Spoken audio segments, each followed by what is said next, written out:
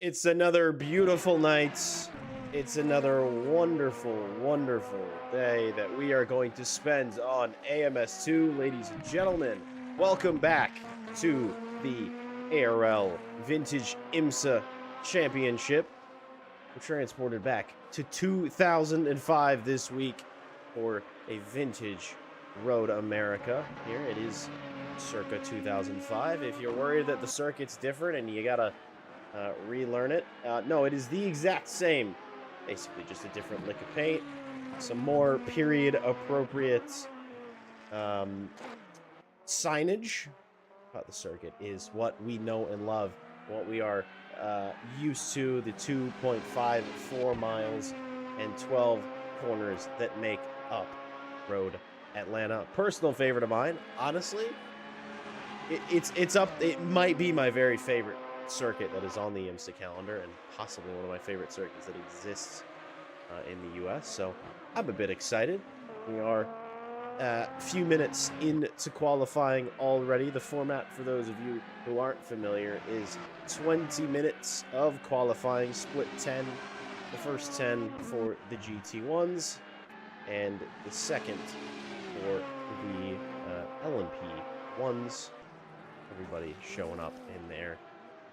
ALMS machinery of choice, be it a Dodge Viper, be it a Maserati MC12, be it an Aston Martin DBR9, or be it a Lamborghini Murcielago. Lots of good, big, giant engines, and a bit of off-track action, a bit of lawn mowing to get us started on our campaign.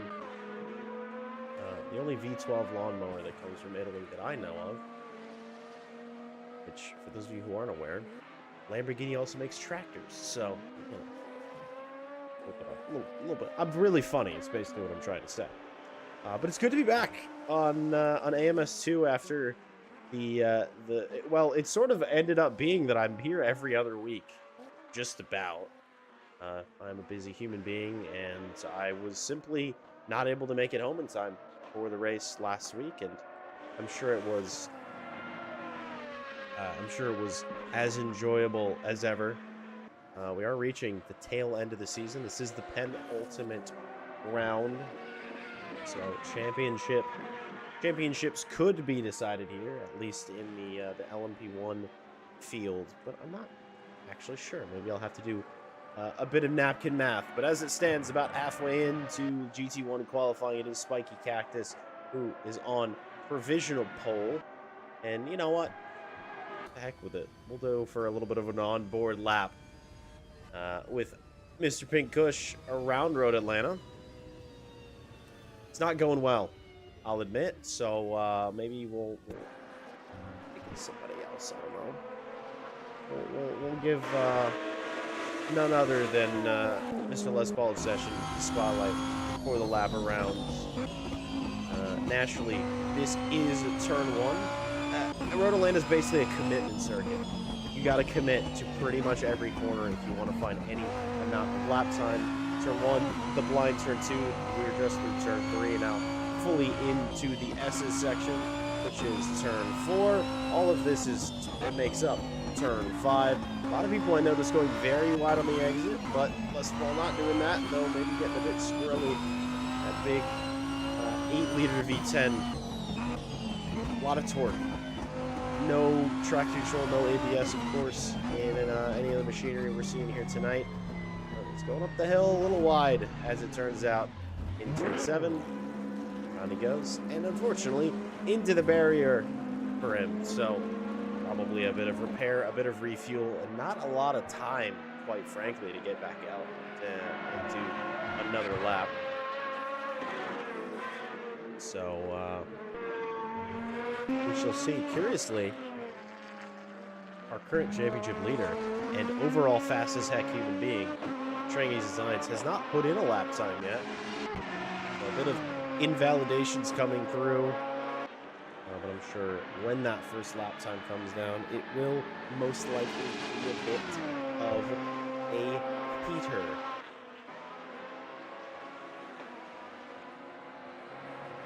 He's making his way through the 10A and 10B section, which should just be 2 different corners, but I don't know. It's numbered a bit weirdly here. Road Atlanta through the final corner. Big commitment, big speed across the line, and it is straight up to provisional pole by a huge margin. 1.1 seconds to the next quickest car. Like I said, it took him a little while to get there, but his lap was an absolute stormer.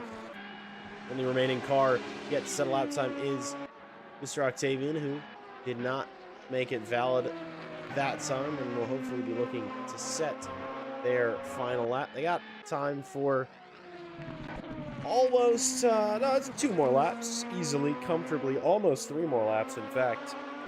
Could end up being 3 if they're very, very quick for them. So they're going through their lap. Morales is going to cross the line. That car looks a bit damaged, and into the wall, and into pit lane, excuse me, for them.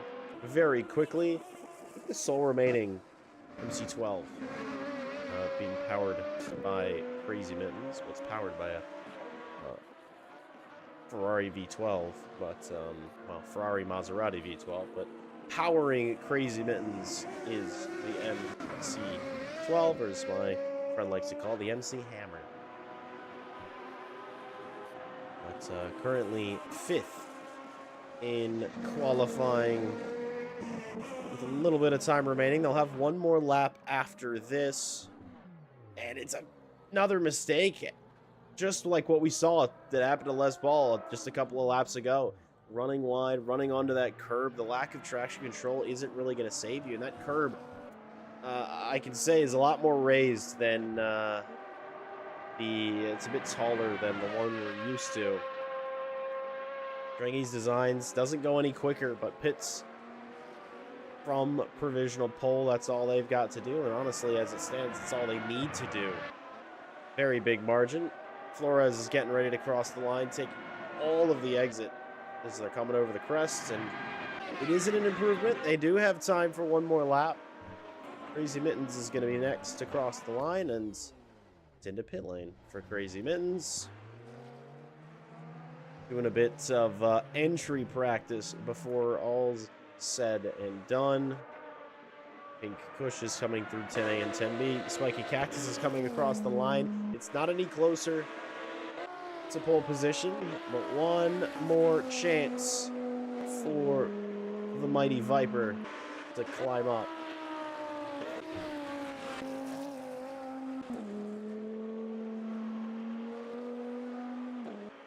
See what Les Paul has to do. Nope, I think it's going to be that run coming down through. It is an improvement, but still definitely off the pace in qualifying. Octavian's going to come across the line. Another improvement, but not enough to get up any positions. It seems there's a bigger gap than maybe one we're used to seeing in this field. The LMP1s are now beginning to stream out onto the circuits. And it's yet again turn 7, flummoxing a lot of our drivers in qualifying. At least Spiky Cactus to bring us home. And it's, oh, it's very, very quick into 10A and just ruins it all, spins it at the exit. So it will be Trango on pole for the penultimate round. A comfortable lead coming through qualifying as the LMP1s complete their outlaps. Everybody coming through to get it going to start the first of their flying laps. They've got about 8.5 minutes to do so. Bit of weaving just behind. That's Jeff H. He's definitely knowing that in these cars, it takes a little bit to get these tires up to temperature.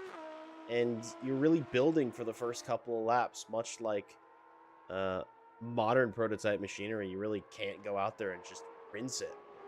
You gotta build the tire. You gotta find your way into that window. And really only start to push once all that's done. Jeff H, with the lack of the it's no use here this evening. They are the championship leader by a hefty margin, admittedly. And after the DNF in last week's race for Jeff H, they are on the back foot as far as the championship is concerned. So the win might be out of reach. Second place still up for grabs. It's between Chris Barnes, and Jeff H for that. So important points to be found here, and qualifying is where it begins. You want to set yourself up for victory? Start at the front of the field. You don't have to overtake anybody. They have to work their way past you, and on a circuit like Road Atlanta, it is no easy feat. Overtakes need to be measured. They really need to be thought through. Very fast circuit, very short relative to most IMSA circuits, which just means more room for more action. It'll be the exact opposite of what we're going to be experiencing in the finale next week at the Circuit de la Sarthe, better known as Le Mans, as the final vintage circuit on our vintage campaign. Matty Ice is around coming up to the S's and immediately into pit lane for them. They said those tires are probably dead. Let's get a new pair of softs, a new set of softs to bolt on. It's currently second place Merchant, who has the benchmark time, though time will tell how much of a benchmark that actually is. So here comes Chris Barnes around the final corner. 1:13.444 for them. So still some room to improve, still some pace to find, maybe some temperature still to be put into the tires. Trucks in History is going to be coming around next. It's an improvement up to 5th position for them. Here comes Merchant. Really, I'm learning now that I need to be earlier on that camera, I suppose, because I've missed cars coming over the hill like 4 times in a row now, so I apologize. But second place Merchant has put more time on themselves. 1:11.8, the new benchmark.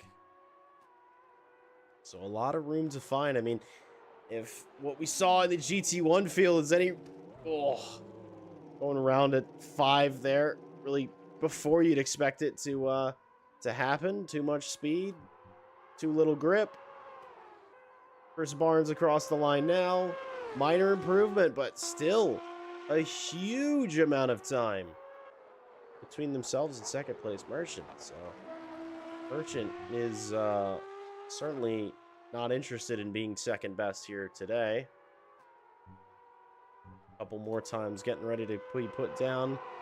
Matty Ice without an improvement. Trucks in History with an improvement. Back up to 5th position.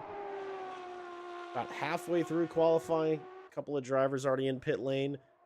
Whether because of accidents, perhaps. Whether because of only filling with fuel for half the session.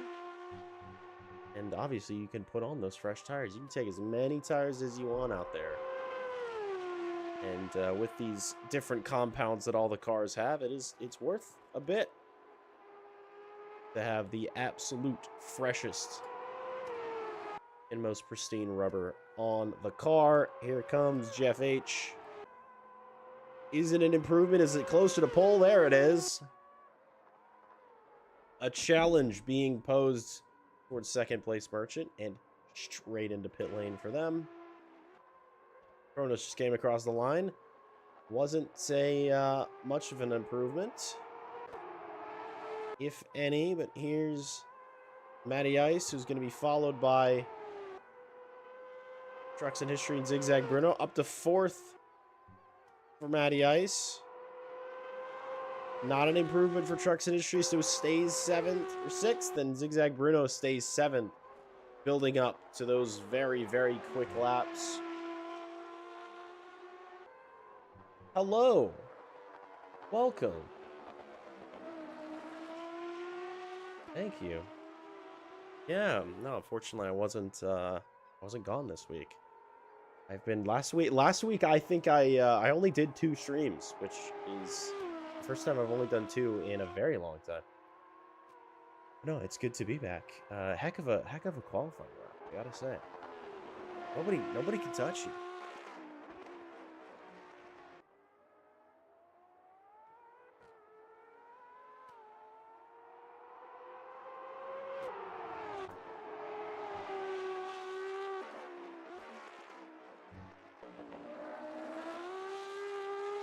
Just means more exciting. Greater amount of excitement.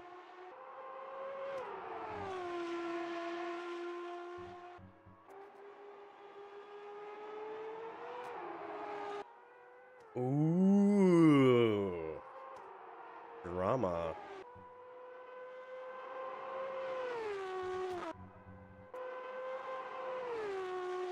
Well, we've all done it. I've done it. And, but yeah, we'll see. Well, best of luck out there. Who knows, maybe we'll be chatting with you in about an hour, but enjoy Road Atlanta. It is...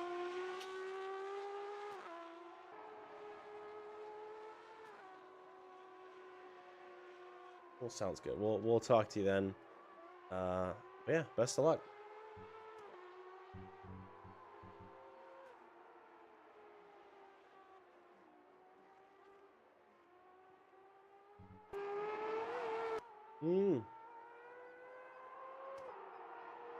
Good shout.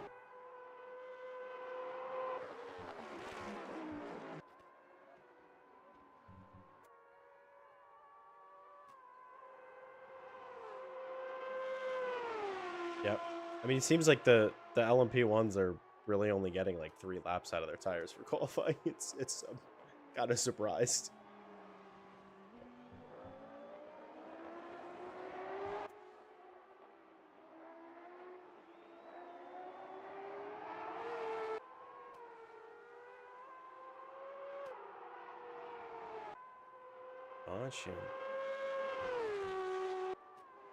Gotcha.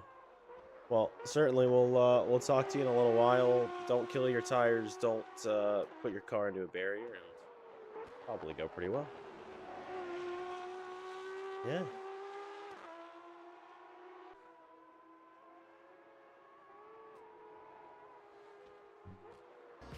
And I've just now realized that because of how I had my stream set up tonight, nobody could hear you.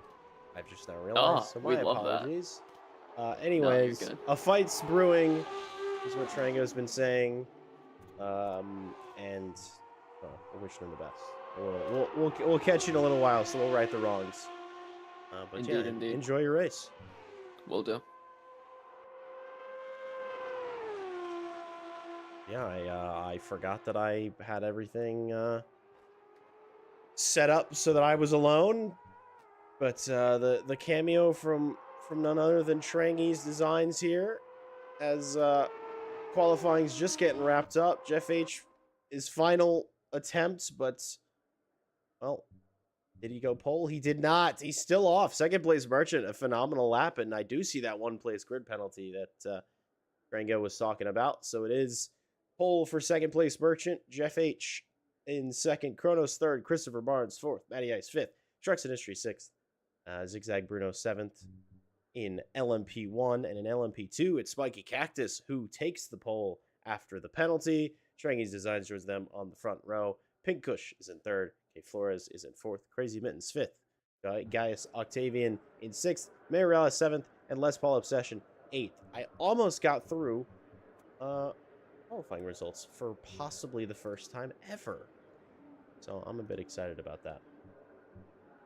And I'm definitely excited to get underway. A little bit of a moist circuit out there tonight. A little bit of a hot circuit out there tonight, according to our man in the DBR9. But should be getting underway in just a few moments. But he's sort of dropping into their positions, readying up, switching over their setup from what was most likely a super aggressive qualifying setup to the race setup. Make sure bolt on some fresh tires because sounds like they're gonna need it. And well, the eyes will be peeled at the start for what has now become a race for the championship in GT1. Bit of drama spinning it around, and 6 points between Spiky Cactus and Trangies, so could all come to a head on lap 1. There will be the full length formation, and then we will be going underway for our 1 hour sprint race. And what is it they say in Formula 1? Lights out and away we go, except it's more like away we know because it's a formation lap. It's a manual formation, which hopefully doesn't have any issues because AMS2 is famous for a lot of things, and its issues with formation laps that it's basically had for 5+ years are one of them. Hopefully no shenanigans. Everybody seems like they got away as normal. We are led by second place Merchant. We are bookended by Les Paul Obsession. And I have a feeling it'll be a great race. It's Road Atlanta. It's always a great race. Watch any, remember, or either go back and watch or just think of any Petit Le Mans you've ever seen. It is a spectacular circuit that always is spectacle. No, we're not going for 10 hours tonight. Just the single hour of sprint racing, which in cars like these is fair enough.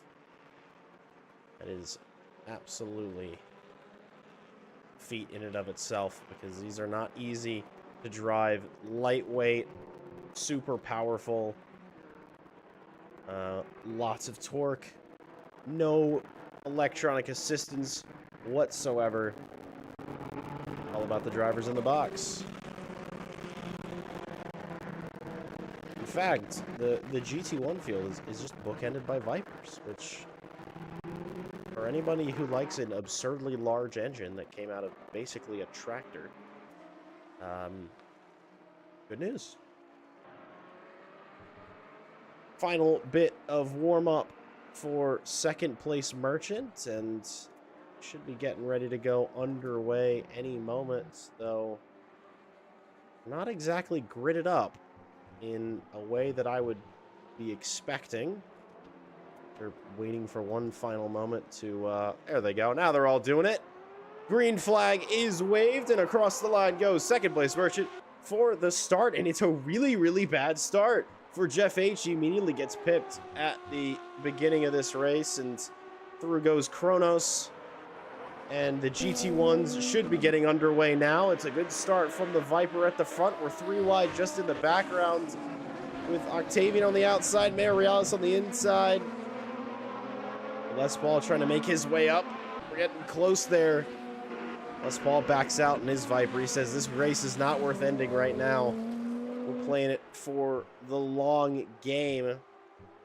But it is a very, very good start from our pole sitter. Already getting out and away by about 1.5 seconds. And it seems that everything's very clean. Though the top 3 in the GT1 field have bolted away from the rest of them. Somebody's round. It's Mayor Reales coming out of turn 5, or turn 6, excuse me, that ran a bit wide into the grass, had a bit of a spin. Crazy Mittens, I think something similar. Everybody's getting all spread out immediately, but Les Paul, an incredibly good start. lacking the mistakes and up to fifth position for the start. Jeff H has made their way back up to second after just a lap. Kronos hot on their heels. But Chris Barnes, remember, never far behind. All three of these drivers very, very quick. They've shown themselves to be maestros of their machinery. It's all good news for our pole sitter. If they begin to fight as they are, they'll sort of make it a bit easier for second place Merchant to get any sort of gap, really be able to control the race from up front. And something must have befallen Spiky Cactus. They've dropped back from the lead to third very quickly. They're already behind the Lamborghini of Pink Kush, and immediately begins my sorrow of there not being any form of replay system, any form of anything that makes my life easier. Gotta call it as I see it, as we've begun to love, but Spiky Cactus now is going to want that position back. They're going to want to chase down their rival in the DBR9. It's V10 versus V12 versus V12 coming through the final corner, and let's see what maybe a difference in composure between the two. It's a bit cleaner through one, I must admit. Cactus over the Lamborghini, and the first sector already closed up a whole heck of a lot.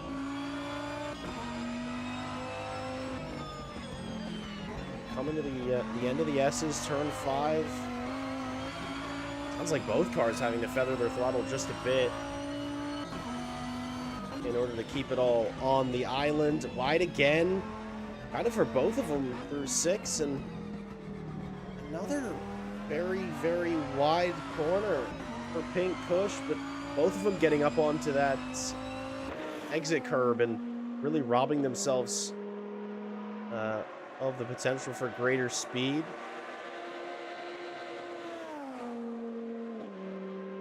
Let's move, sort of getting in the mirrors just a bit. Something I think is shaping up here, and will begin to happen pretty quickly. They crest the hill for another lap, and it's well about as close as they were at the end of the previous lap, but no closer are either of them to Strangi's Designs, who, well, he had the pace in qualifying. It seems like now that he's had the free air, he's got the pace now. Bit of a scrap is developing here at the very back of the field. Crazy Mittens has got a run on Mayo Reales down the inside for turn 1. That's not fought too too heavily. Excuse me. Flores in the Lamborghini just ahead, now under pressure. But it's a three-way fight. None of them want the Wooden Spoon Award. None of them want to be crowned last in this contest. We may only be a couple of minutes into this race, but all they came to race is Mayo Reales really getting in the mirrors. Now trying to force that error. The circuit is absolutely narrow and tricky as Road Atlanta is. Very costly with a mistake, and it looks like Crazy Mittens maybe just into the back of Flores by such a small amount, unsettled the car, and round it went. It was super unfortunate incident to happen already. Really going to be on the back foot as a result, as Pink Kush has had a big error at turn 1. They were line astern like they were last lap, but must have missed the braking point and went straight on into the barrier. So that releases Spiky Cactus to go chase down the man in the lead. Zigzag Bruno, I think, just had a bit of an incident out of turn 7. The really what seems to be the most difficult corner for the fields. It's now Flores chasing down the LPO machine, the Viper, who several times we've seen a run like this. Maybe not the best qualifying performance, but certainly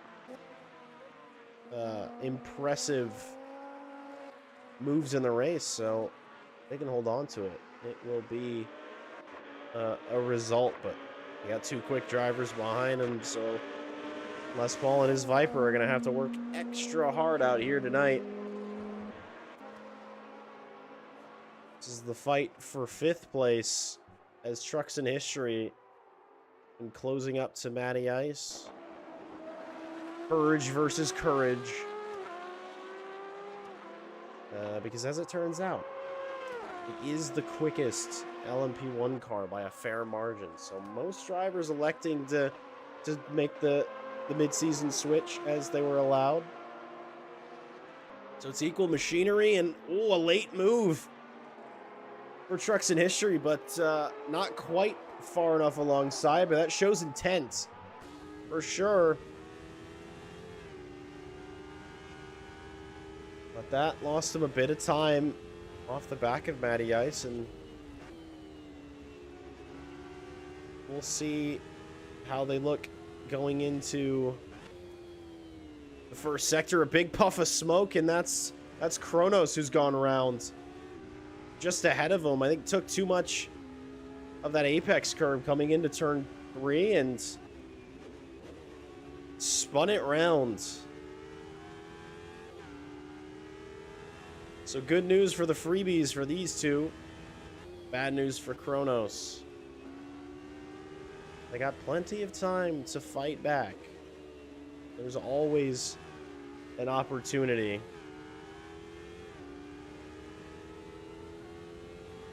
And the ice is definitely closing. It almost seems like there's a pretty strong advantage. You can see the delta in the top right. Even not that deep into the slipstream, just seems wicked fast in the straights.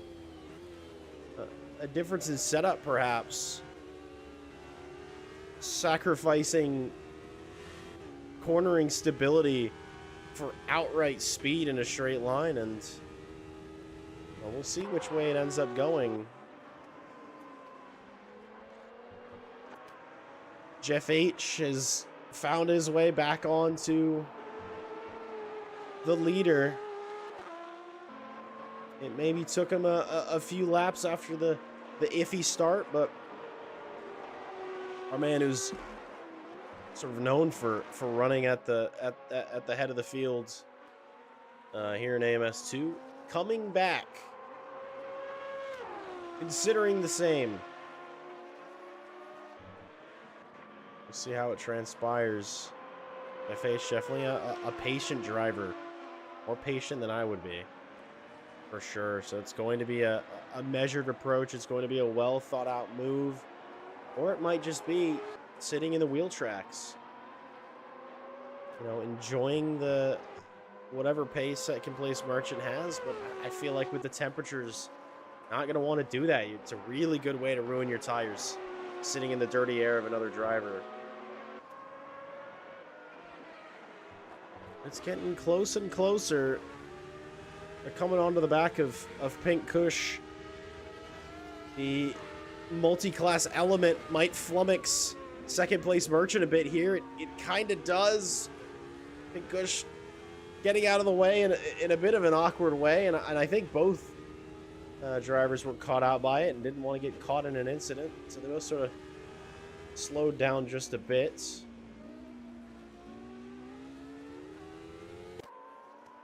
That won't be where the moves are made for the lead of the race. The trio of Matty Ice, Trucks in History, and Kronos are all making their way through, or beginning to make their way through, on the GT1s. And catching them all on a straight like this is really good news, because it's simpler to pass them. You, in fact, get a little bit of advantage yourself. And quite honestly, the straight line speed difference is not as great as I was maybe expecting. I expected these prototypes to really romp by their their GT counterparts. But I mean, after all, they actually have less horsepower than the GT ones. Pretty much across the field. It kind of depends on the GT car, but they're either about equal or slightly undergunning on power. Taking a look back, the fight for the lead is, it seems like Jeff H is closer than he was previous, and we'll sort of see what that gap's going to look like down towards the straight. It is a good bit, but it's not a whole lot. It's really only about a tenth and a half, 2/10 that Jeff is gaining on the straight over the other, so he's going to have to be a lot closer, maybe he'd like to be, to get that move done. Kronos still in the wheel tracks of trucks in history. Matty Ice, among all the traffic, was able to jump just a bit ahead.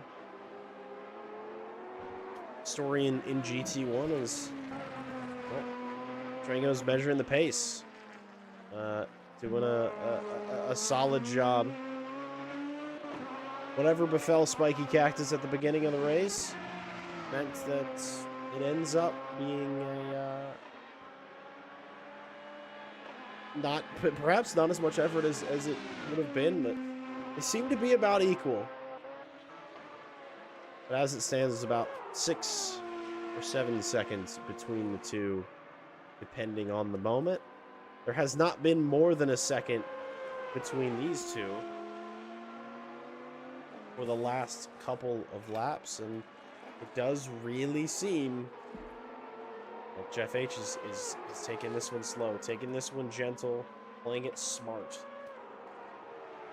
No reason to try to throw it all away on an aggressive move. Not here, not today, not at Road Atlanta.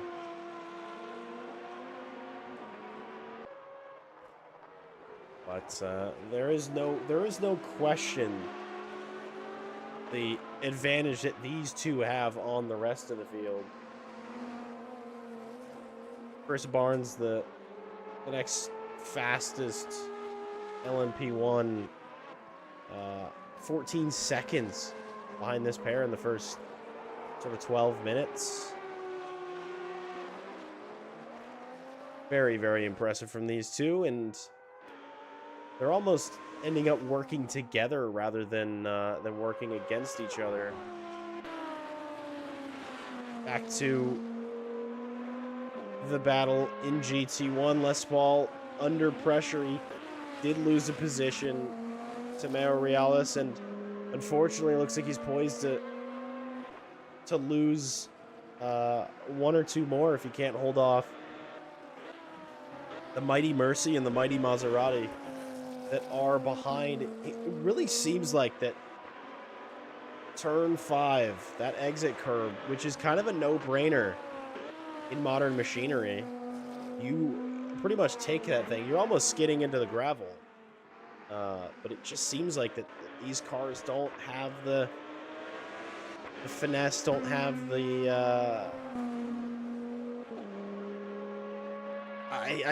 I don't know if it's by nature of just these incredibly big torquey engines that churn out too much power that you have to lift coming onto the curb, or it's just, you know, older bits of suspension not designed to take it. Everybody's seeming to struggle with that, as Flores actually just drove into the back of Les Paul Obsession there on the exit, really anticipating a better drive. And Crazy Mittens, right place, right time, absolutely slithers on through. As Les Paul actually, I don't know if they had a spin on the exit. I don't know if they let Flores through, but it's all gone a bit wrong for the man in the Viper. Up to 5th, back down to 8th, and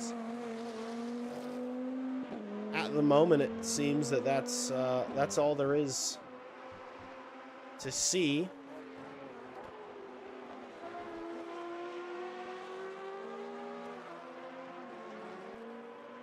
It's the leader, Trangies Designs, stepping out of the way for the leaders. I have noticed throughout the season that that is something that Trango does, which normally, at least if we're talking about modern ruling, because I do not know the rule book from 2005. I was 4 years old. But the modern ruling is stay on the racing line and stay predictable. But it seems that that Trango does make an effort to really get out of the way and not affect fighting cars behind, which is admirable. But pretty much no bearing between these two. It's just they're basically dead even. I'm kind of curious. Their best lap is about the same, 2/10 different. Obviously, their previous lap super similar as well. And looking down the fields,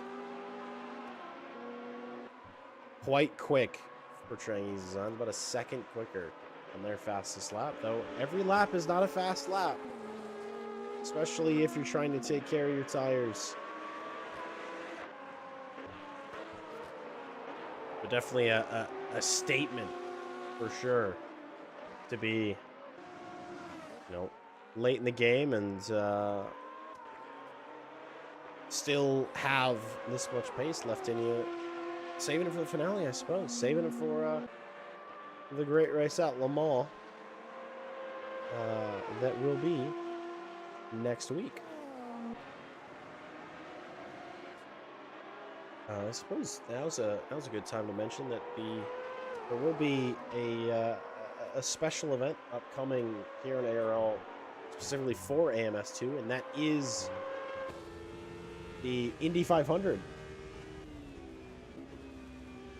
I do not have the dates for it off the top of my head. I don't exactly know if the date has been fully decided. We'll puff a smoke, second place merchant there, but that will be it's mid-May for the qualifying event, which will be held as if it were in the same rule sets of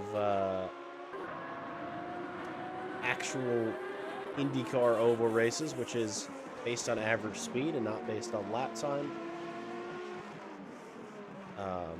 A program has been created by our very own Randy Magruder that has allowed us to do just that. So that should be happening in a few weeks' time, followed by the feature events being the Indianapolis 500. I believe the following week. So if you're interested in some oval action, that is to look forward to. Just keep your eyes on the Discord for more information about that. I assume there will be a sign up on SimGrid once all's sorted out. It pretty much seems like there is little to no bottle between the two at the front. It seems that there's little to no bottle between these two here. They've just swapped positions again. They are incredibly close to each other. Let's see, coming through the S's, where they end up being. The DBR9 does seem like it's sort of the car of choice. It does seem like it's between that and the Aston Martin, or excuse me, between the Aston Martin and the Lamborghini Murcielago on it, which is the car to be in. But Crazy Mittens at the moment driving the wheels off of their MC12 and reclaiming 5th position over Mayo Reales, who is attempting a move, very confident turn in when there's potentially a car going to be on your potentially going to be a car on your inside. But that is, you can do all the tricks you like. I'm going to drive as normal. Enjoy. Away we go. 20 seconds is now the gap between these two and the rest of their field, which is quite impressive. I must admit.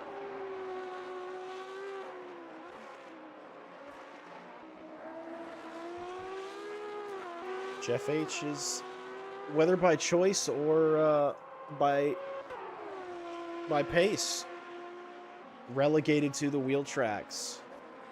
Lap after lap after lap. I wonder what effect that's having on the tires. There is a mandatory compound change within this race. You do have to use 2 different compounds, similar to Formula One. So there could be it could be possible they're running on 2 separate compounds, though they're running the exact same pace. I find that a little bit hard to believe.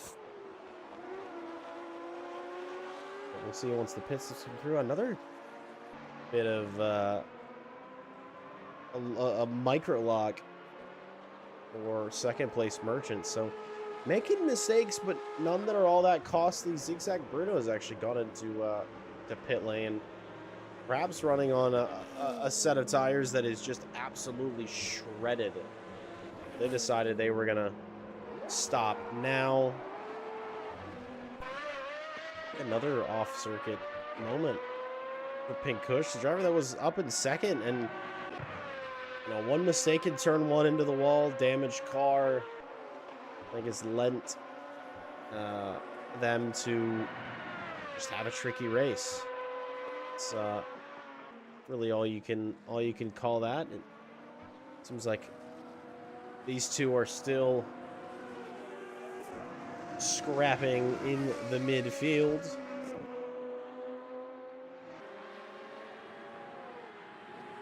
But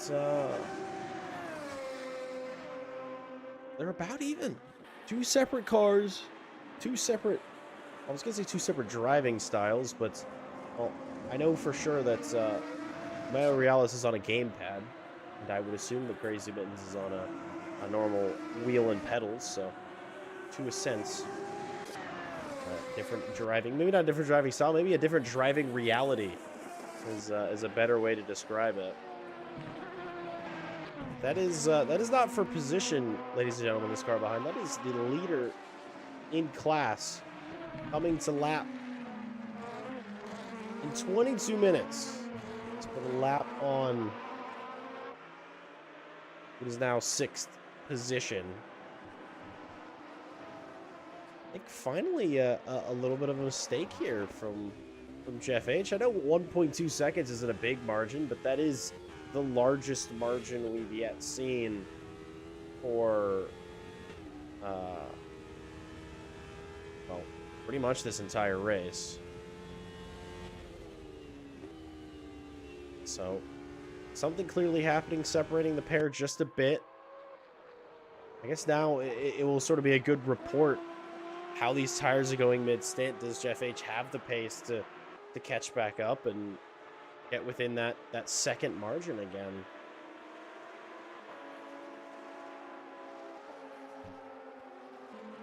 It does seem that our leader in GT1 has this reasonably well in hand. We're sort of running similar pace with Spiky Cactus, but has just eked out a further 15-second gap in their field, and it's coming to lap 5th place. A couple more pit stops taking place, this time for the drivers in 5th and 6th. It seems like the reality could be tires are starting to go. A further mistake from Jeff H. Now 2 seconds adrift. I'm wondering if it's really just a struggle on the tires. Jeff H, a driver who is sort of well known around here, at least as far as I'm concerned, as a driver who just will not let tires die and will be able to have super impressive pace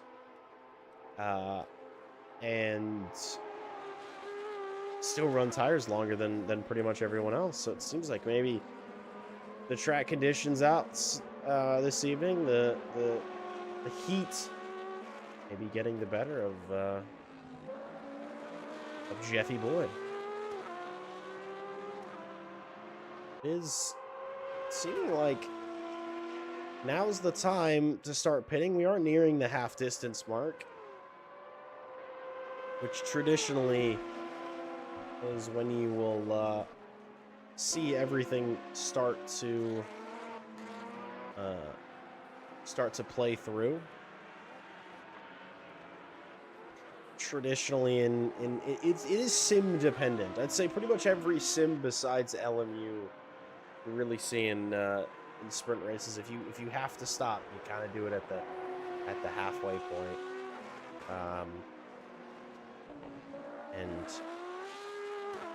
go about the rest of your race. But it seems like things are happening a bit earlier than expected, and I think that is because of the tires.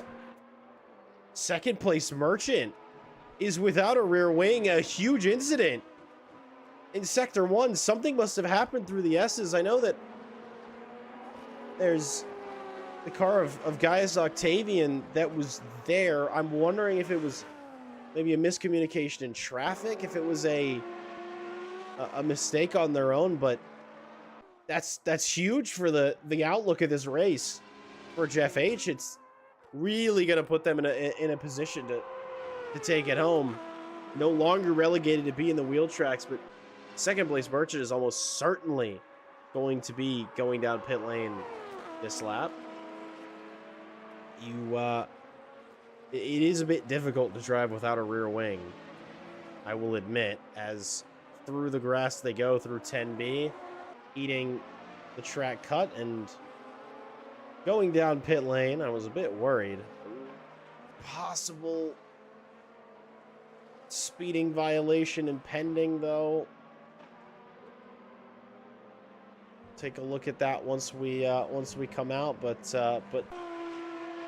definitely a big error for Merchant to have lost. I would argue possibly one of the most important piece of well, I was gonna say body work. It's not technically body work, but it's the most important plank on the car is what makes up that rear wing. It does seem as though they were fighting earlier on. I think we just lost a car. I believe somebody just had an incident again in Sector 1 and disappeared. I'm not sure who. I believe it was one of our LMP1s that has just now disappeared. But we have lost a driver. Second place Merchants moving. Oh good, we're back to pod racing. So oh no, we're back on the ground. Good news, we've canceled the pod racing for tonight. And we're just gonna stick with vintage race cars. But Merchant comes back out.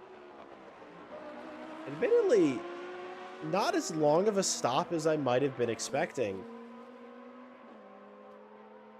I was thinking a possible, lap or two down from the late race leader. They are a lap down. A B in no doubt. And for one moment, for my own check, no penalty for second place Merchant. There is a pending 10-second time penalty for trucks in history for what I can only imagine is a bit of speeding infraction. But we can say Merchant's got their work absolutely cut out for the next 31 minutes.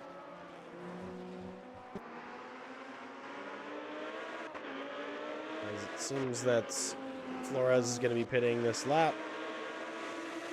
That's Paul staying out. I'm wondering if maybe an alternate tire strategy. Maybe they're going to go long. Might put them up a few positions, gain them a bit of track position in this race.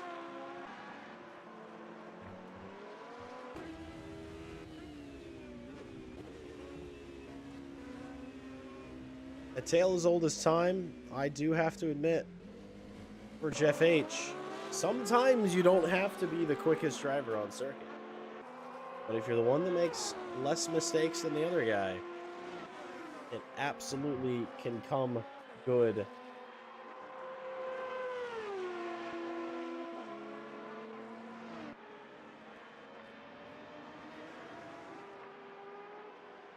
We'll see. Basically, it's a bit of an effort of maybe back off the pace just a bit. Driving in as comfortable as a way as you can get, and it is 23 seconds to Barnes behind. It's a minute and 26 seconds to Merchant. Obviously, pit stop pending, but the pace is yours. The race is yours to control. A similar effort to that of the GT1 leader, Trengy's Designs, who did design a livery. It is gorgeous, and unfortunately, it didn't. It didn't end up working. I attempted to load it in. I attempted to install it, and I'm a bit disappointed that it isn't here. But instead, we get the Gulf colors on the DBR9, which is quite good in and of itself. As the fight for what has now become the podium, the LMP1 rages on. These two have been at each other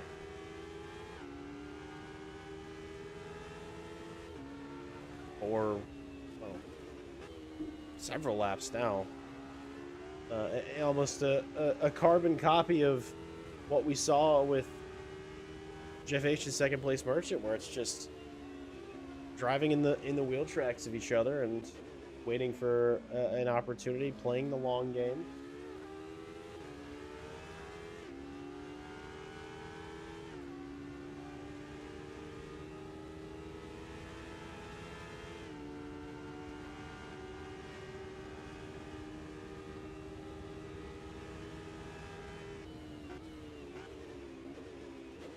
There's definitely something to be said for being extra strategic, especially in machinery that, you know, aren't often fielded.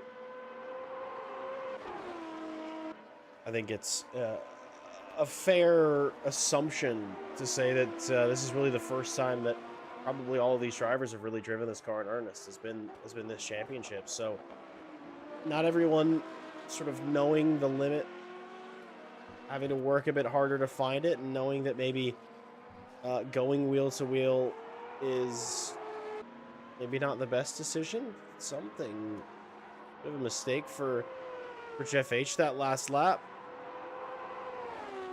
The gap has changed with Barnes, and lo and behold, it's actually gone massively. 10 seconds back for second place Merchant. You can see was, well, just here. You can see that's Jeff H ahead, and another mistake or two like that, and, well, there's a possibility that this race could turn around. Though the longer that Jeff H stays out at this point, the shorter their pit stop is going to be, and the opportunity to put on some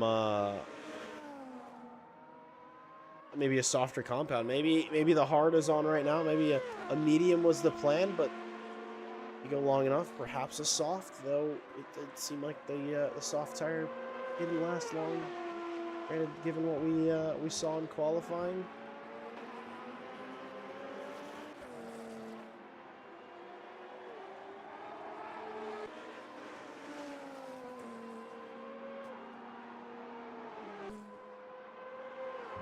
But we'll see how it all plays out for sure. It's definitely a slow burner tonight. I will not shy away from that, as a lot of this season has turned out to be, and that's all good. But I gotta say,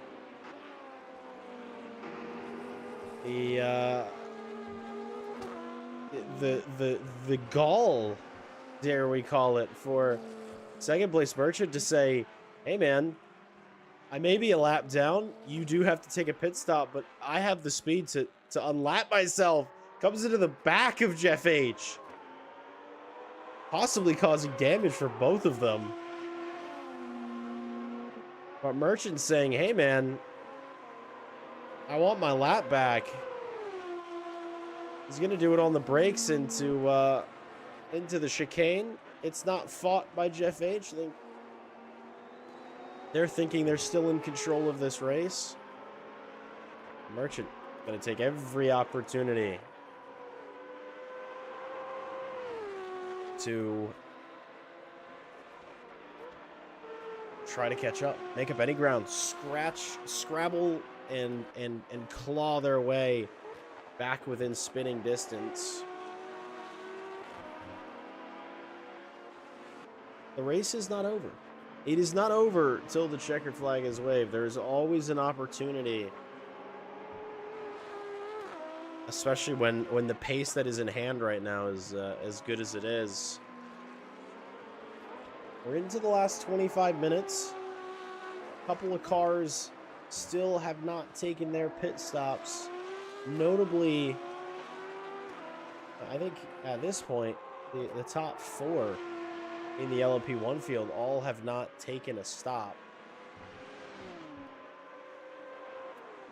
And Jeff H inherited the lead after the wing losing mistake of second place Merchant. I think a bit of a moment for Gaius Octavian there. They were going slowly, coming out of turn 3. Bit of a yellow flag that showed up in that sector as well. The mistakes seem to be coming thick and fast, shall we say. I cannot undersell Road Atlanta as a circuit. It is a very, very difficult technical circuit. It asks a lot from the car. It asks a lot of the driver. So, you know, these cars are not easy to drive. They are not as kind to you as modern sports car machinery. And if they bite, when they bite, it could be a bit of a bad one. Narrow circuit. There are runoffs, but it's mostly just grass. And you're going into either a tire barrier or a concrete wall. And as we saw with the second place Merchant, that can take off a rear wing. That can take off some body work. I remember Flores, who I believe we have now lost from this race. They have retired. They went head first into the wall at the exit of turn 1, and their race all the trickier.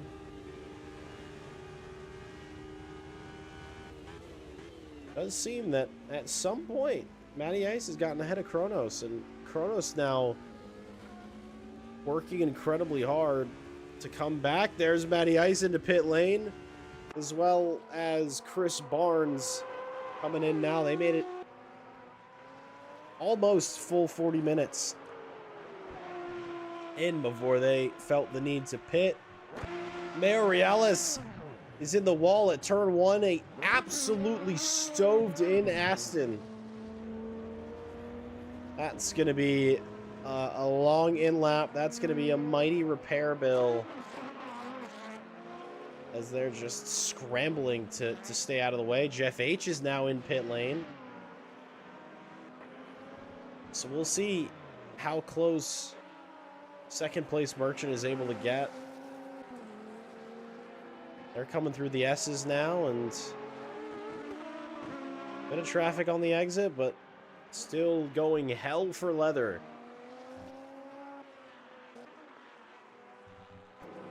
Jeff H as the fuel attendant, not really understanding the nature of the job, which is to put fuel in the car, not on the car. But new tires, new compounds. It's gonna be reasonably close. In fact, if Kronos doesn't pit, they may inherit the lead of the race, but no, they've come down pit lane. Jeff H is now rolling towards the start-finish straight, but here's second place Merchant. Oh, it's Les Paul in the background, losing it on the final corner, bigly into the wall, but more importantly, they are back in 100% of a fight for the lead. Second place Merchant, after losing their rear wing, has had the pace to come back and retake the lead of this race. Les Paul is back on circuit, but that was looked like a big accident, but surprisingly, it looks mostly in one piece. I'd say all the body panels are pretty much where they're supposed to be, so might have gotten away with that one. Maintaining position, but the real question is, Merchant had the pace in the second stint, but Jeff H has about almost half an hour newer tires, about 25 minutes newer tires.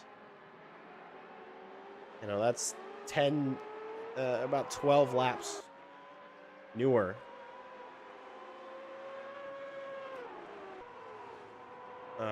And that could be a huge advantage. There's a possibility that you know, once they get up to temperature and once Jeff H is able to start pushing again, it could come back. In pit lane, though, Kronos retook fourth position from Matty Ice. So the mono-y-mono duel isn't quite off. You can see Kronos weaving ahead, desperate to get tire temperature. Matty Ice had the more warmed up rubber as of pitting a lap or so earlier.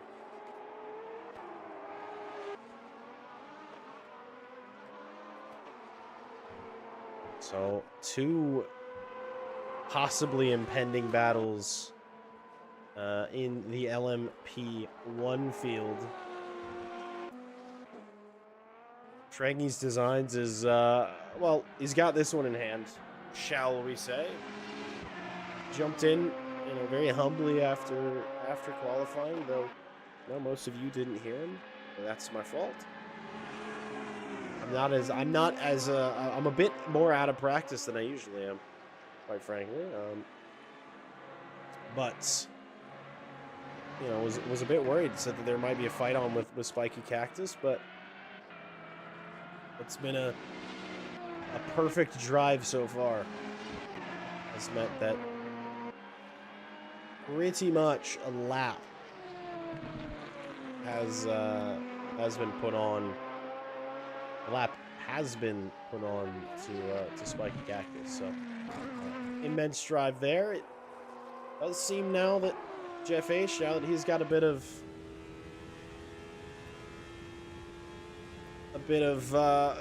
temperature in the tires, that gap has already started coming down. It was 2.5 seconds a few laps ago. Really attacking the racing circuit now. I'm interested to see just how that gap may come down. Stay with them for a little bit.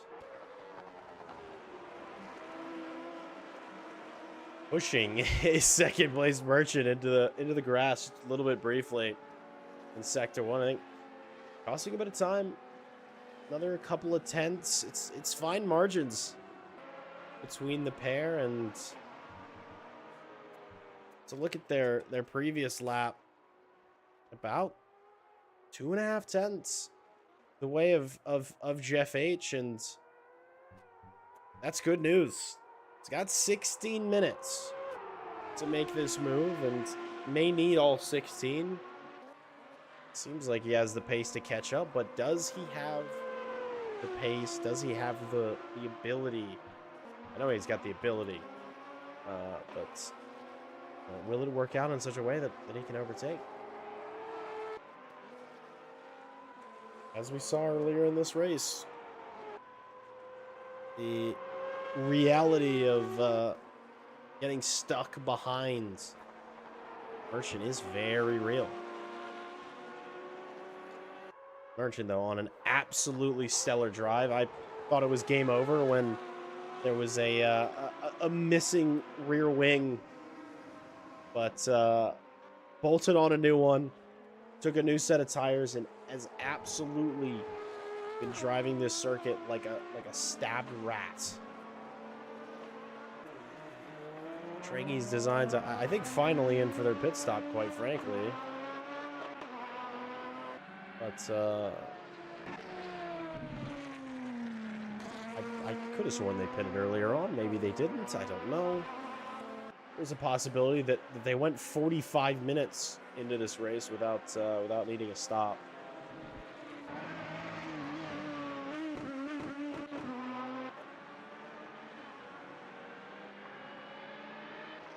But still, race very much in hand. I think the reality is they hadn't stopped yet.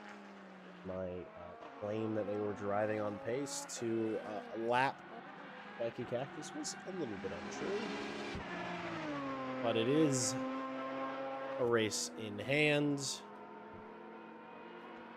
Matty Ice is in the wheel tracks again of Kronos. He got 14 minutes. He got,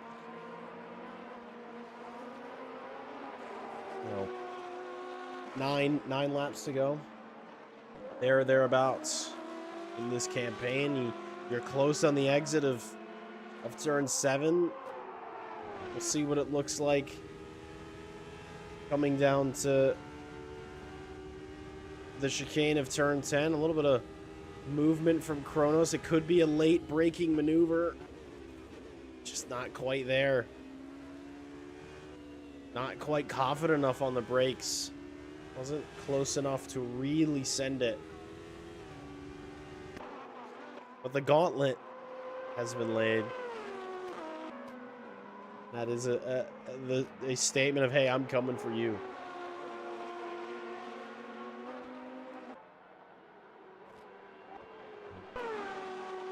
Somehow, someway, whether it was his mistake from second place Merchant or utter pace from Jeff H, but we're in the battle now.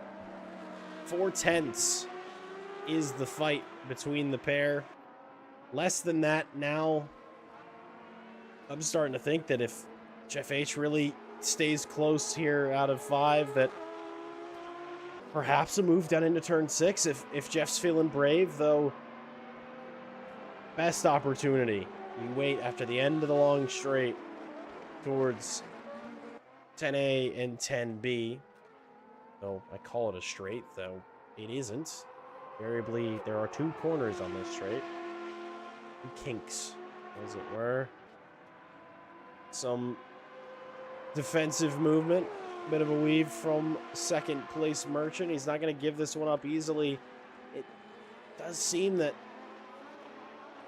the faster car of the pair in the critical straight line is second place Merchant. A difference in setup. But Jeff H is there. Jeff H is closer than he's ever been. Maybe thinking about it. Not so into turn 3, but applying pressure, getting in the mirrors, doing what they can to force an error.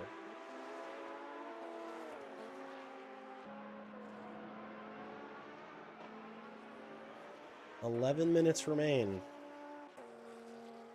And it is anyone's guess who has who is going to cross the line first at this point. I feel that the advantage goes the way of Jeff H just with that huge tire offset, but the pace all night has been in the way of second place Merchant, but they're very close to the first sort of defensive move we've seen from second place Merchant. Side by side into 10A, into 10B. They're still side by side. Jeff staying there and backing out to the second place Merchant.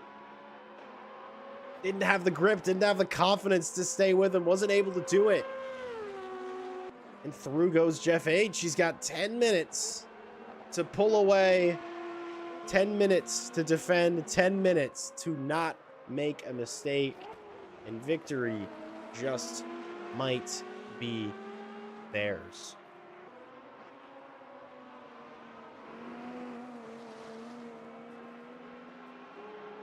It's a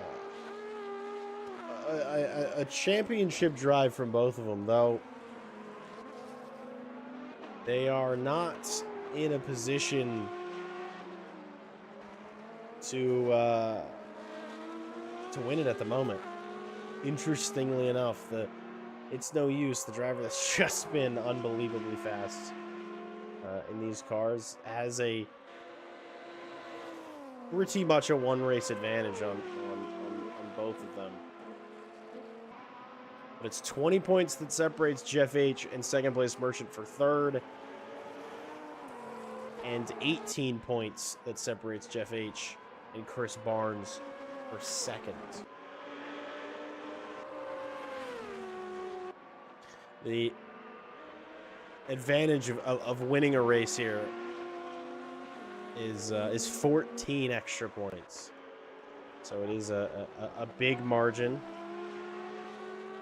It would put Jeff H in spitting distance of the championship. Though, if it's no use is here for the final round, that'll be tricky. Oh, a big lockup.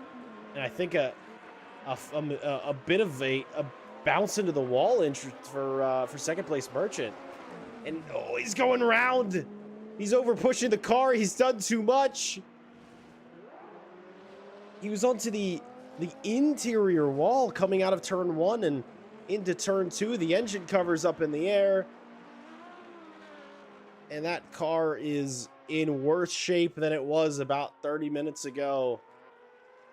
So it's going to be the long trip to pit lane and a necessary repair. And this is going to put Barnes in a good position to maybe capitalize,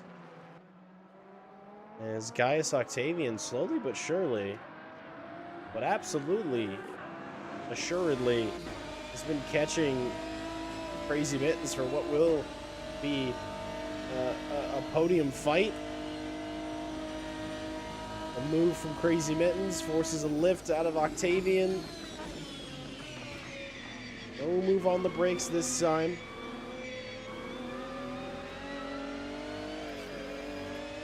But that gap was about 5 seconds. Not too many laps ago. 7.5 minutes remaining.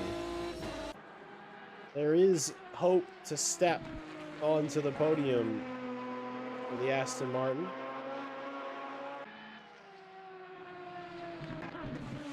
As second place Merchant begins their long, lengthy repair.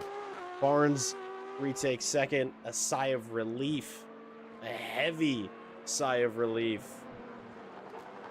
for Jeff H. Ooh, I did the work and forced an error. Forced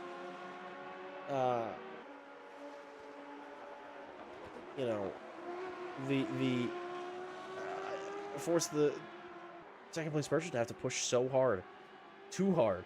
One mistake into another mistake into a lengthy repair, and with 6 minutes to go, there's very little to do. Kronos now is actually taken third, as I am reading that that we did lose Matty Ice earlier on, and it was because of a blown engine.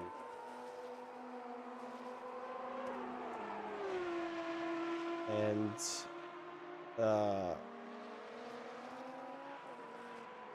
must have, you know, too aggressive on the radiator. Who knows? Sometimes it does seem like a case of bad luck with engines in AMS2. So unfortunate for them that it's a DNF at Road Atlanta. But 5 minutes ago, the remaining story is for the final podium position in GT1. And for the sake of Shane Nelson in the YouTube chat, I hope that Octavian makes his overtake. They're poised to do it. They are running a bit out of time. 3 laps perhaps remain. 3 more laps worth of chances. I'd argue it's maybe that equals 8 or 9 different overtaking opportunities, genuine overtaking opportunities. Bit of a mistake into turn 3, but Octavian, because of just the way this circuit is designed, it's so narrow that you can't really find your way through, taking a very measured approach. Here, a lot of cautionary lifts, really gets a good exit. Seemed like they were going to get a really good exit, but it didn't end up working out. Crazy Mittens desperate to hold on to this, keeping their car as middle of the circuit as they are able.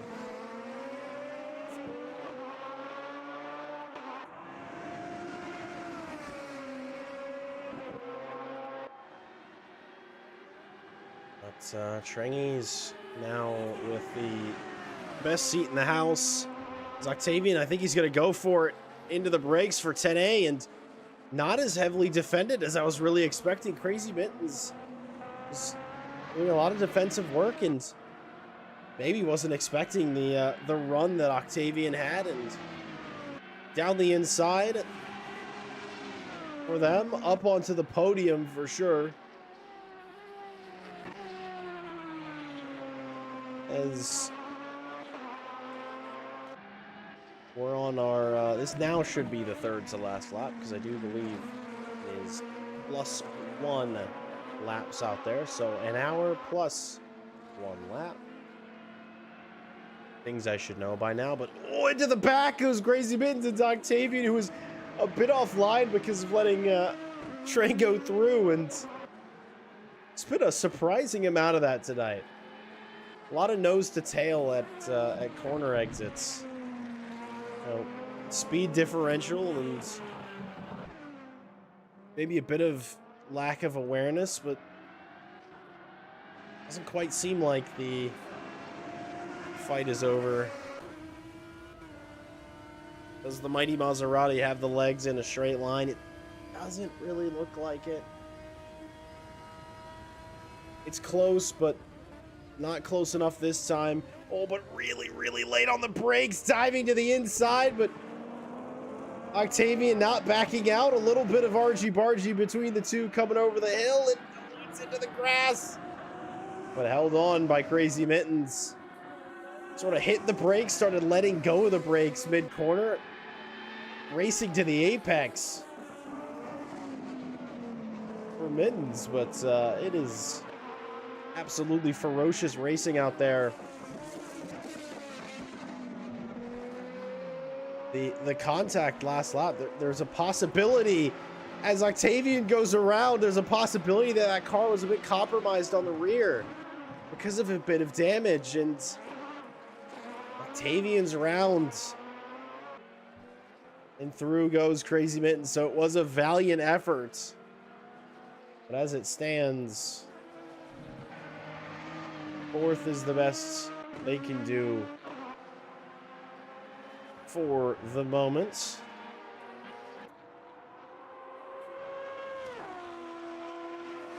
2 laps to go for our race leader. V10 absolutely singing. So oh no.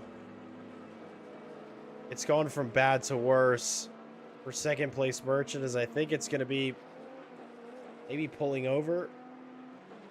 Maybe a late race retirement. Maybe possibly waiting to be lapped. No, it is a retirement at the very end. Another rear wing lost. Such a promising evening for the second place Merchant, and Road Atlanta is just a wicked bit of tarmac. And it sunk its teeth into Merchant this evening, and pretty much ended their chance. They had a glorious comeback, but it was not meant to be. So, Jeff H., this should be the start of his final lap, though there's a possibility I'm forgetting, and this is, in fact, the end of his race. It is the start of the final lap. I know what I'm talking about. I do. There are about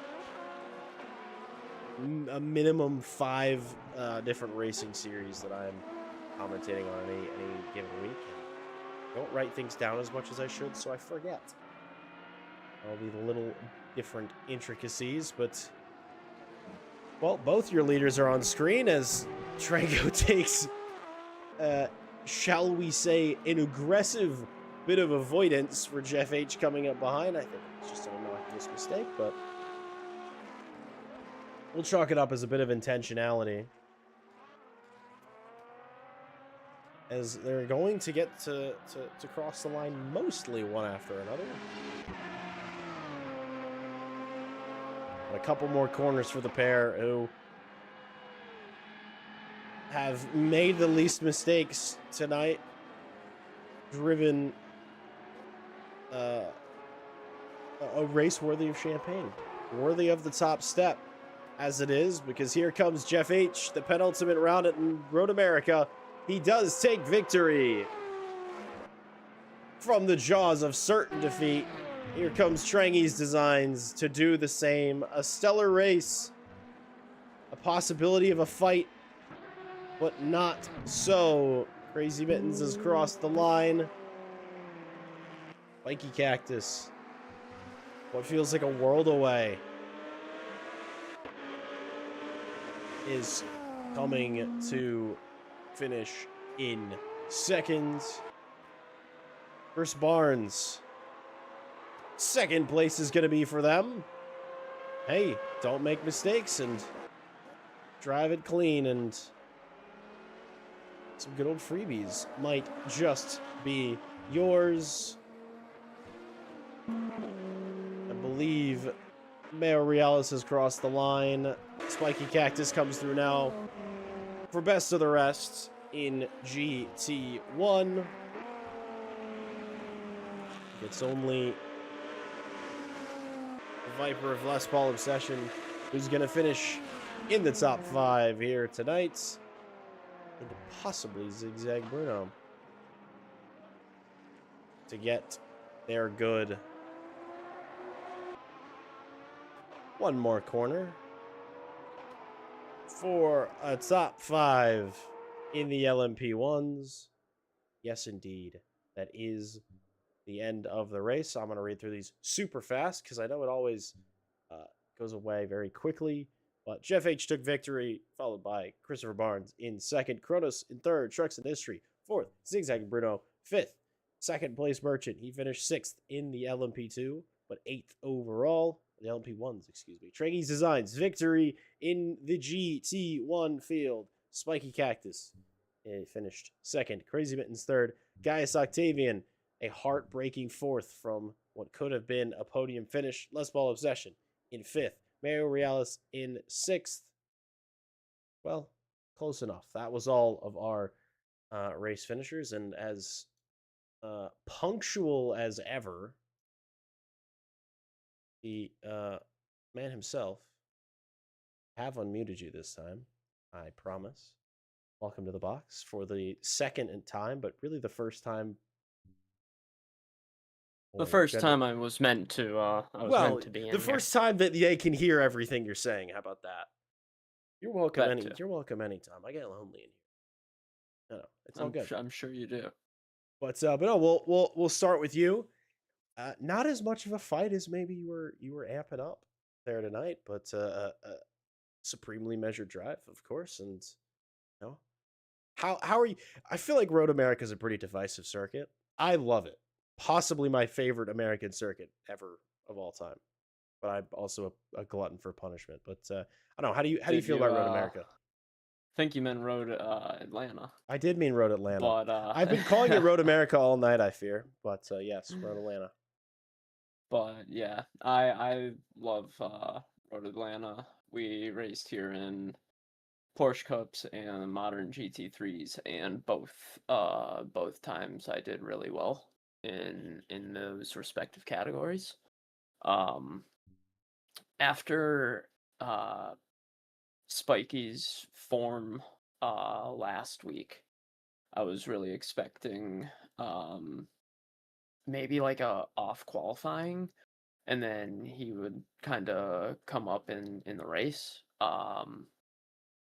But I think I was able to get past him in the second chicane as we came onto the second lap, and I think he might have gotten mixed up with Pink Kush, the Lambo that was behind us, and I think that allowed me to kind of skip away.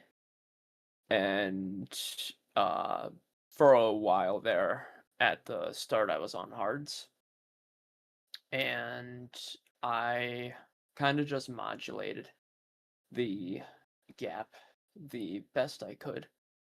And I think that he might have started on mediums, because I noticed his pace fell off really heavy about the, I'll say the 20-minute mark.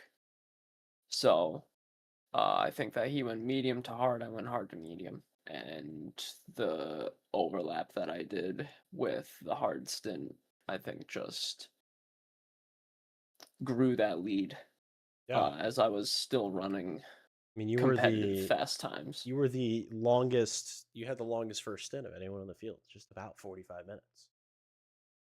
Yeah, I'm not gonna lie, I didn't expect the hards even to last that long, but I kind of was it fuel that made you pit? Like, would you have been happier to keep going, or was it just always? It was definitely tires. It was definitely tires, but I probably could have kept going. I was still running about a couple tenths faster than Spikey there after he pit. So he was on fresh tires, and I was still running a couple tenths faster than him on heavily worn hards. So, I think just tonight he didn't have the setup under him. So, hate to see it, because I really expected a good fight, but I don't think that the Dodge Viper was too friendly to the guys in the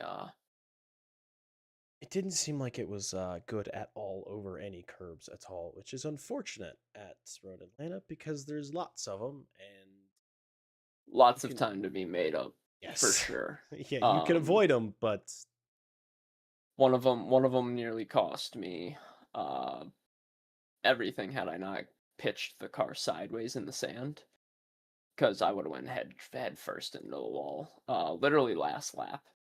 Because may or may not have seen it. I joked that you did it intentionally to get out of Jeff's way. No, I didn't. I hit that curb way too early.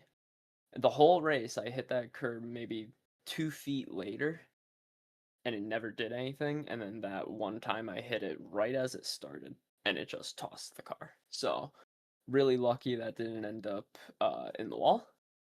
Finishing with and style, as we call it. yep. Finishing with style. Uh, it ended up being that my setup tonight had too much grip. I couldn't do donuts at the end. Too much grip. My Too much champagne is grip, too honestly. bubbly, guys. Well, regardless of it almost ending in the end and finishing a bit in style, it was a stellar race. So, congrats on another victory. Maybe a couple fingers on the championship trophy, but certainly not over easily. Barring any big mistakes at Le Mans. I want to say I may have it. 14 points between first and second, so even if Spikey does get me, um, we end up 6 points apart like we came into tonight. So, uh, yeah, that was definitely a little bit less stressful of a final race.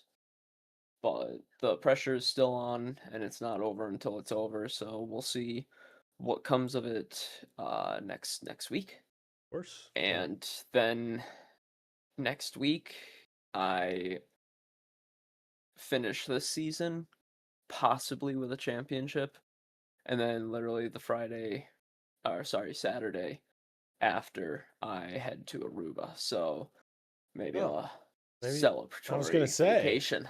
Sounds like it. Sounds like it could be. Um, Well, best of luck next week, and you know, maybe it'll be two hands firmly on the trophy, if and when we chat after Le Mans. hopefully. Mr. Jeff H. From the you had to work for it, first of all. Congratulations on that. And I think I will say I think you would have had him on the strategy, but I don't know. Merchant made your life a little bit easier there at the end. But another stellar race from you. Same question: Are you a road Atlanta enjoyer, or are you a I don't know, road Atlanta sufferer? Hater. No, it's probably my favorite track in North America, like right up there towards the top in the world. So yeah, that was a good night. An Um, exquisite taste. oh, Was it? thank you. But Yeah, too bad Sport didn't make the calendar because that would have been perfect for these, but yeah, can't be. it would have Yeah, been maybe next time. maybe. Yeah. I think it was. I don't know when it was added to. Well, I mean ALMS, the IMSA, the vintage IMSA equivalent, but I don't think most sport was around. Oh, I looked at the calendar, getting ready for the season. I don't think it was on there in 2005. So, Well, the track was sorry to butt in, but the track was around. Just I don't I think knew. it Yeah, was yeah, I know the in the track was calendar. around. Correct. I was saying it wasn't in the calendar in Yeah. 2005. Neither was I think they've ran there every year since 2000, but maybe. I could be wrong. I'll I don't know. check. Yeah, I'm pretty sure. Well, Dyson had all some right, little then P2 cars. we'll bring our pitchforks out and go and riot about most sport not being on the calendar. But no, it was a good race. So my burning question is the first stint. I mean, you were well and truly in Merchant's wheel tracks.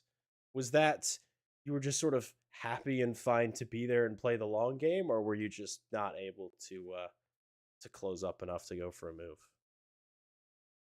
Yeah, he had a little bit of top end on me, on the straight. I just couldn't really pull on him, and I think he was faster, just in general.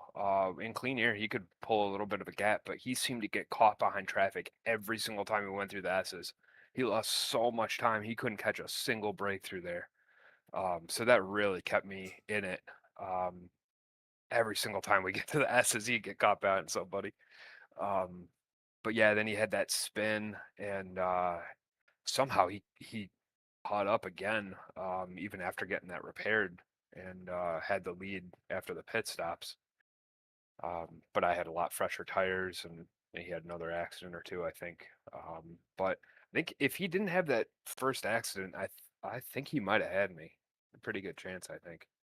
Yeah, the pace after the pit stop, because Merchant was without a rear wing for an entire lap. Went in, fixed it, went absolutely hell for leather, and ended up overtaking you. So a lot of pace, but hey, the old adage, a tale as old as time. If sometimes you don't need to be the fastest car, you just need to be the one that meets the wall the least. Gotta be lucky. I did also just fact check myself. Mosport was absolutely on the calendar in 2005. I Oh, just made it up. So I think we should all light our torches, grab our pitchforks, and go to I don't know who we're gonna riot in front of. I guess Sean, maybe. I don't know. yeah, we'll riot in front of Sean's house. I guess question Help me. for both of you, though I feel like I already know your answer. So are you guys gonna come for the Indy 500? Absolutely. I Do it. Oh, come on. Do it. Oh, I'm come just on. not an oval dude, bro. I'm not an oval guy either, but like it's pretty fun. It's like a road course, just without any right turns. Yeah. Indy, I will say, Indy feels different than other ovals. There are 4 distinct corners. It isn't Maybe just. maybe I'll give it a look, but I'd say we'll, at we'll the see. show up for the qualifying event because that'll be a separate thing that'll be done properly. So I don't know. Give it a rip there. Go fast for 5 laps. Be like, could I do this for 100? Could I do this for 100? Maybe, maybe not. Maybe, maybe not. That is kind of the deciding factor. I don't know what. Actually, the biggest question is it going to be when I'm in Aruba? Because if It's it a is, then good definitely question. not. It is I believe it's about a month from now. End Oh, of a month from now. end of May.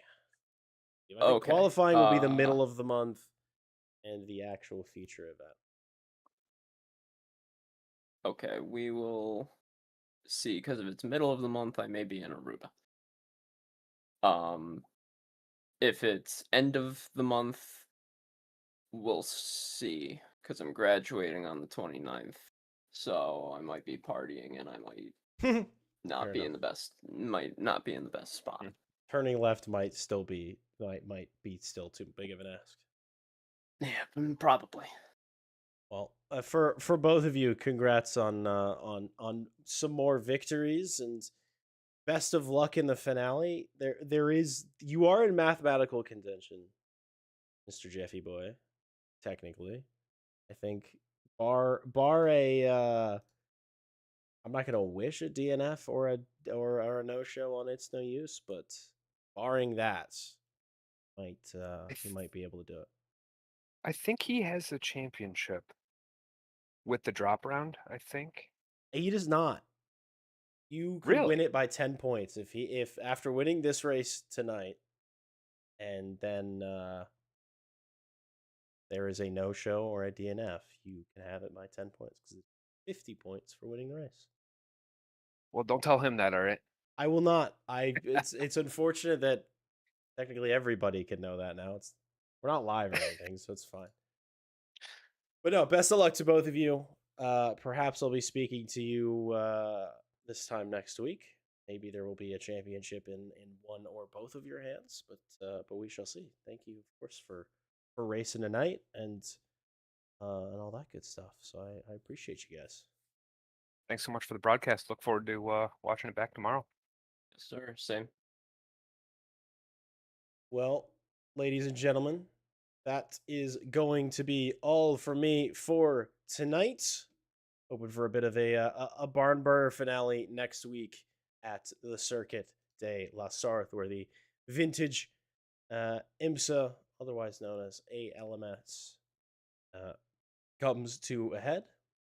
So if you're a fan, if you enjoyed the series, obviously be here for the finale. If you're interested in joining this event or any of the other events going on at America's Racing League, go to americasracingleague.com. That will take you to Discord. That will take you to SimGrid, where just about all the events are posted, bar the few for iRacing. Check us out on there, of course. Thank you to all of the wonderful partners and sponsors for the league that help us run all of the things here.